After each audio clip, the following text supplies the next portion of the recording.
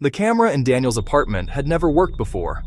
It was mounted high in the corner when he moved in, a leftover from the previous tenant, the landlord said. Dead wiring. Decorative, basically.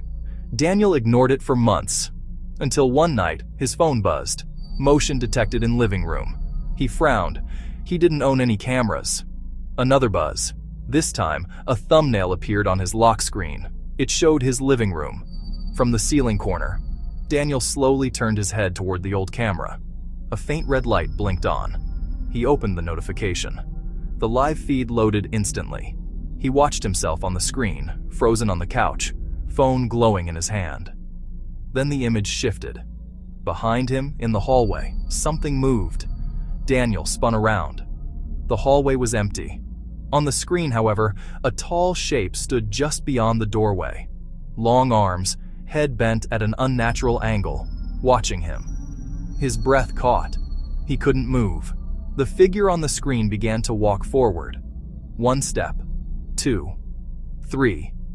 Each step echoed softly from the hallway behind him. Daniel forced himself to look away from the phone. The hallway was still empty. The footsteps continued anyway. On the screen, the figure now stood directly behind him. Daniel felt warm breath brush the back of his neck. His phone buzzed again. New device connected. Bedroom camera. He didn't own a bedroom camera. Slowly, the feed switched. Now he was looking at himself from inside his bedroom, the door behind him, the hallway beyond, and the thing standing inches from his back. The figure leaned toward the camera, its face finally visible.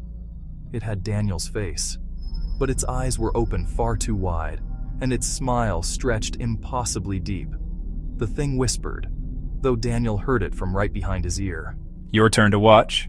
The screen went black. The red light in the corner turned off. And from that night on, Daniel never appeared in the camera again. But every night at 2:13 a.m., his phone still receives a notification. Motion detected in living room.